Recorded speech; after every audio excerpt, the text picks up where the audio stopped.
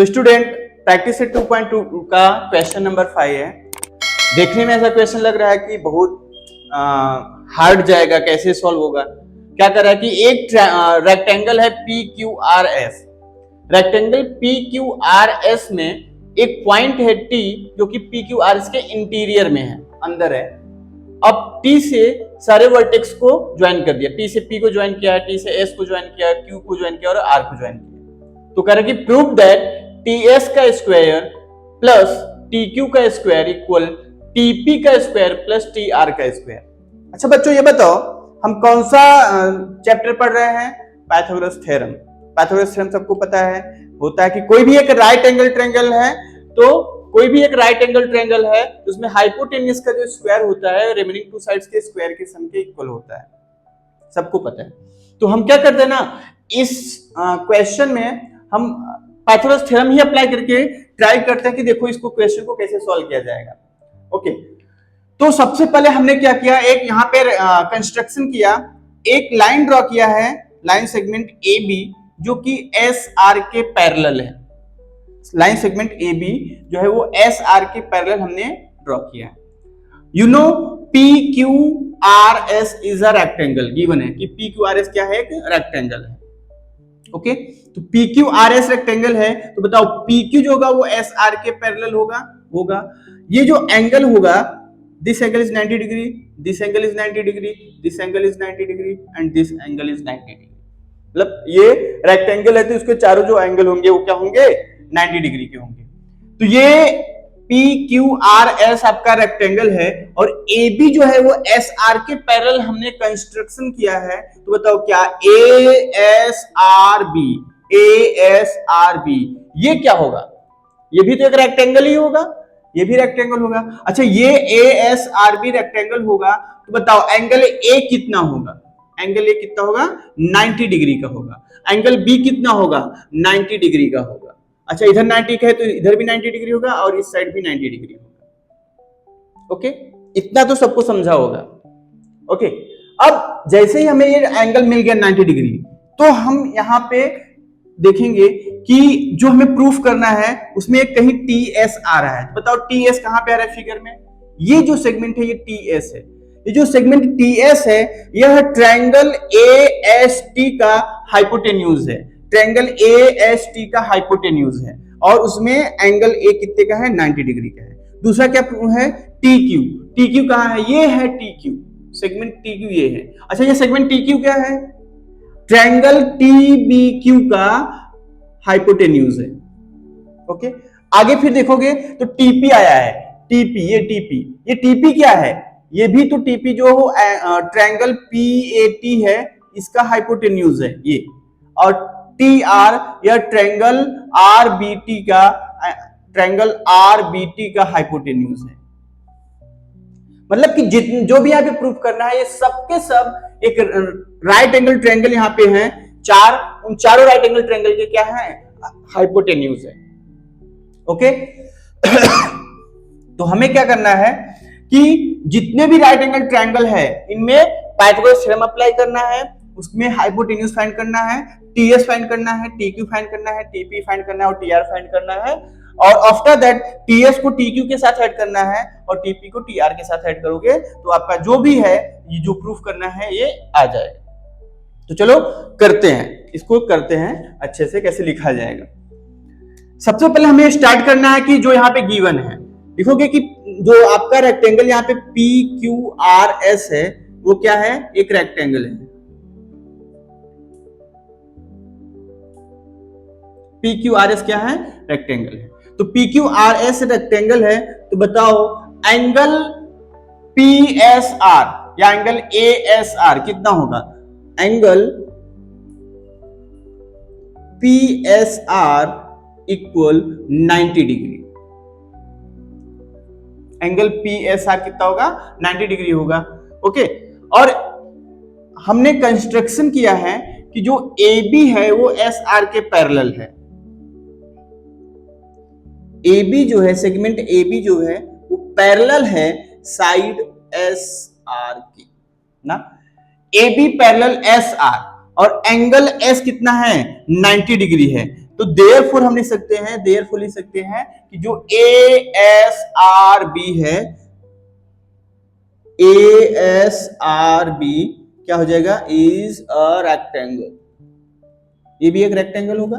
पहले तो यही डिसाइड करना पड़ेगा कि ASRB रेक्टेंगल है कि नहीं है। कैसे पता चला? क्योंकि ये जो AB है वो SR के क्या है, पैरेलल है, और एंगल S कितना है, 90 डिग्री है। जब भी दो लाइन एक दूसरे के, कोई भी एक क्वाड्रिलेटरल है उसमें दो लाइन एक दूसरे के पैरेलल होता है और एक एंगल 90 डिग्री होता है, तो वो क्या हो जाता है, रेक्टेंगल हो जाता है। अच्छा, एक चीज और यहां पे ऐड करोगे, AB जो है वो SR के पैरेलल है, सेगमेंट AB जो है वो SR के पैरेलल है, और जो सेगमेंट AS है वो PR के पैरेलल है, क्योंकि PS पैरेलल QR। तो लिख दोगे यहां पे, एक चीज और ऐड करोगे, सेगमेंट AS पैरेलल जो है वो सेगमेंट BR के पैरेलल है, ये भी ऐड करना पड़ेगा। तो therefore ASRB is a rectangle, ASRB क्या हो जाएगा, रेक्टेंगल हो जाएगा।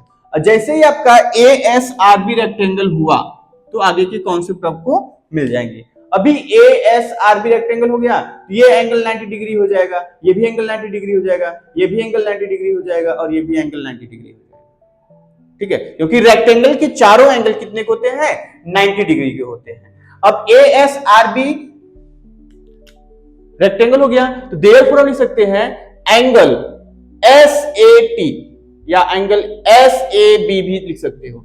एंगल SAB ये कितना हो जाएगा, equal 90 degree. Property of rectangle, यहां लिखोगे प्रॉपर्टी ऑफ रेक्टेंगल। ओके, तो एंगल SAB क्या होगा, 90 डिग्री होगा, ये होगा प्रॉपर्टी ऑफ रेक्टेंगल। ओके, तो हमें मिल गया कि एंगल SAB कितना हो गया, 90 डिग्री हो गया। अभी आपको एक ट्रायंगल दिख रहा है, in triangle SAT, in triangle SAT, in triangle SAT, in triangle SAT, angle SAT कितना है, ये 90 डिग्री का है। Angle SAT equal 90 degree.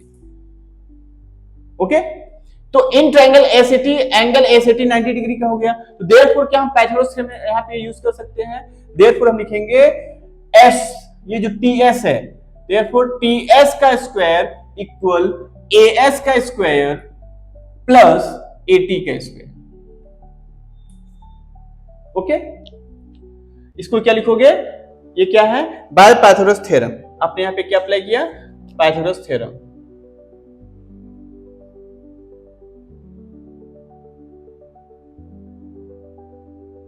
Pythagoras theorem. अब ऐसे ही एक ट्रायंगल और है, ट्रायंगल यहां पे, ये ट्रायंगल और ये ट्रायंगल है, चार ट्रायंगल है, चारों ट्रायंगल में आप पाइथागोरस थ्योरम अप्लाई करो। अभी ट्रायंगल ATP में, in triangle ATP, in triangle ATP, इसमें भी आप एंगल डिसाइड करो। एंगल PAT जो है, एंगल PAT कितने का है, 90 डिग्री का है। तो देयरफॉर यहां पे पाइथागोरस थ्योरम अप्लाई करो। तो यहां पे TP का स्क्वायर जो होगा, TP का स्क्वायर जो होगा, ये TP का स्क्वायर इक्वल होगा PA का स्क्वायर प्लस AT का स्क्वायर, AP का स्क्वायर प्लस AT का स्क्वायर। ठीक है, ये भी पाइथागोरस थ्योरम। फिर अगेन नेक्स्ट ट्रायंगल कौन सा है, triangle TBQ, in triangle TBQ, in triangle TBQ, ये जो TBQ, ये वाला जो ट्रायंगल है, अभी इस ट्रायंगल में पाइथागोरस थ्योरम अप्लाई करो। तो यहाँ पे TQ का स्क्वायर होगा in triangle TBQ, angle TBQ कितने का है, 90 डिग्री का है। एंगल TBQ कितने का हो गया, 90 डिग्री का है। देयरफॉर TQ का स्क्वायर इक्वल BQ का स्क्वायर प्लस TB का स्क्वायर। ठीक है, अब एक ट्रायंगल और बच रहा है, यहां भी सेम सिमिलरली आप करोगे। Again in triangle TBR, in triangle TBR, जो ट्रायंगल TBR है इसमें एंगल TBR कितने का है, फिगर में देख के बताओ एंगल TBR 90 डिग्री क्या है। ये कंडीशन लिखना होता है पाइथागोरस थ्योरम में। देयरफॉर आप क्या लिखोगे, TR का स्क्वायर इक्वल होगा TB का स्क्वायर प्लस BR का स्क्वायर, TB का स्क्वायर प्लस BR का स्क्वायर।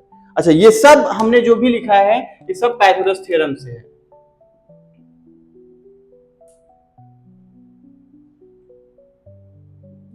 पाइथागोरस थ्योरम,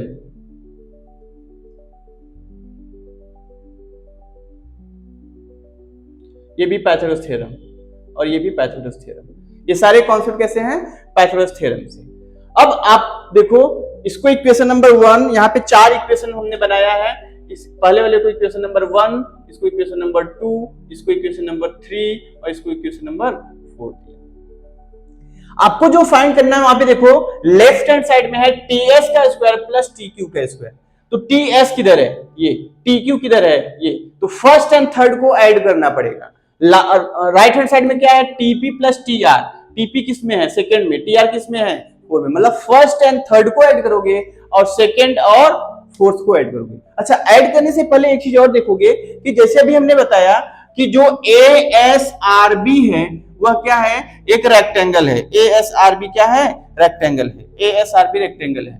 तो ASRB रेक्टेंगल है तो रेक्टेंगल की प्रॉपर्टी होती है कि opposite sides are equal. Opposite sides are equal. तो यहां पे जितना AS होगा उतना ही BR होगा। ठीक है।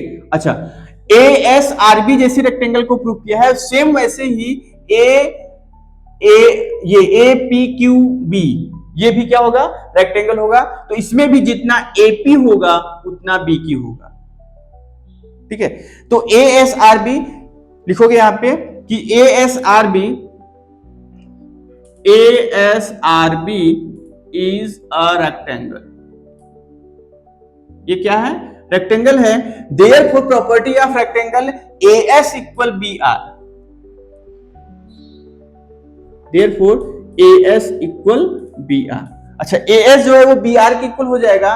तो देयरफॉर आप लिख सकते हो कि AP जो है वो BQ के इक्वल भी हो जाएगा एंड AP जो होगा वो इक्वल होगा BQ। AP जो है वो BQ के इक्वल होगा। AS BR के इक्वल है, PS QR के इक्वल है, तो AP जो होगा वो BQ के इक्वल हो जाएगा।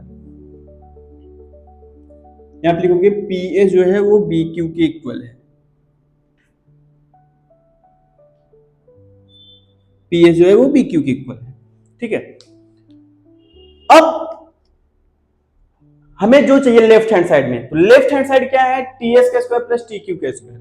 तो on adding first and third, ठीक है, तो on adding first and third,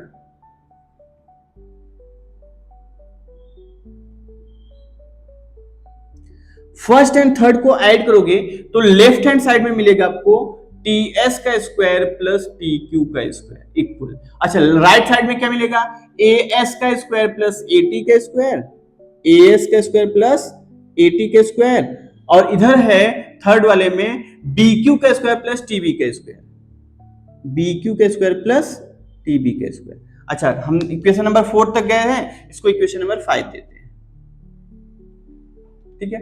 again adding second and fourth, adding second and fourth, on adding second and fourth, second और फोर्थ को ऐड करो तो सेकेंड में क्या है, TP का स्क्वायर प्लस फोर्थ में क्या है, TR का स्क्वायर। राइट साइड में TP के स्क्वायर के क्या है, AP का स्क्वायर प्लस AT का स्क्वायर, AP का स्क्वायर प्लस AT का स्क्वायर, और 4 में क्या है, TB का स्क्वायर प्लस BR का स्क्वायर, TB का स्क्वायर प्लस BR का स्क्वायर। ठीक है। अभी आप ध्यान से देखोगे कि हमने AS, कहीं AS आया है, AS जो है वो BR के इक्वल है। ये जो BR है यह AS के इक्वल है। तो क्या हम BR को रिप्लेस कर सकते हैं AS से, BR को AS से रिप्लेस कर सकते हैं इस वाले इक्वेशन में। और एक चीज आपने देखा, यहाँ पे जो AP है वो BQ के इक्वल है, तो AP को BQ से और BR को AS से हम यहाँ पे रिप्लेस करेंगे फ्रॉम।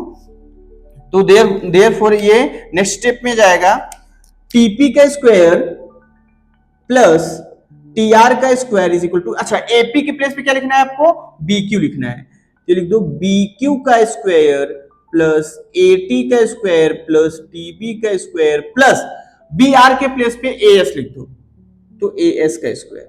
जैसे ही आपने ये रिप्लेसमेंट किया, अभी इसको इक्वेशन नंबर 6 दे दो। अब ऑब्जर्व करो equation number 5 and equation number 6 दोनों को ऑब्जर्व करो। इक्वेशन नंबर 5 में टी एस का स्क्वायर प्लस टी क्यू का स्क्वायर, ये है इसका लेफ्ट हैंड साइड, और राइट हैंड साइड देखो ए एस का स्क्वायर प्लस ए टी का स्क्वायर प्लस बी क्यू का स्क्वायर प्लस टी बी का स्क्वायर। अब सेम आप देखो इक्वेशन नंबर 6 में ए एस का स्क्वायर है, यहां भी ए एस का स्क्वायर है, ए टी का स्क्वायर है, यहां भी ए टी का स्क्वायर है, बी क्यू का स्क्वायर है, यहां भी बी क्यू का स्क्वायर है, यहां टीबी का स्क्वायर है, यहां भी टीबी का स्क्वायर है। दैट मीन्स आप बोल सकते हो कि equation number 5 and equation number 6 दोनों का जो राइट हैंड साइड है वो क्या है, सेम है। तो राइट हैंड साइड सेम है, तो क्या बताओ लेफ्ट हैंड साइड सेम नहीं होगा, लेफ्ट हैंड साइड भी सेम हो जाएगा। अब लेफ्ट हैंड साइड भी सेम हो जाएगा, क्यों, क्योंकि राइट हैंड साइड में जो भी है दोनों का इक्वेशन में राइट हैंड साइड सेम है, तो लेफ्ट हैंड साइड भी सेम हो जाएगा। Therefore from equation number 5 and 6, therefore from equation 5 and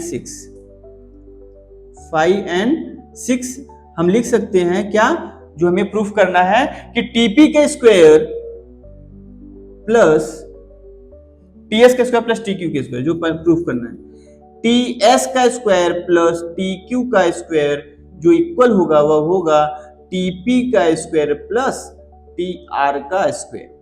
यही आपको प्रूफ करना था, आपको टीएस का स्क्वायर प्लस टीक्यू का स्क्वायर, ठीक है, यहां लिख दोगे हेंस प्रूफ,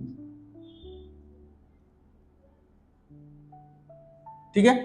तो इस तरीके से आप ये थोड़ा सा लिखना ज्यादा है, कॉन्सेप्ट सिंपल सा है, पाइथागोरस थ्योरम का है, 4 बार पाइथागोरस थ्योरम अप्लाई करना पड़ता है, इक्वेशंस को वेरीफाई करना पड़ता है, तो इसलिए लिखना ज्यादा है, बाकी कॉन्सेप्ट तो बहुत सिंपल है।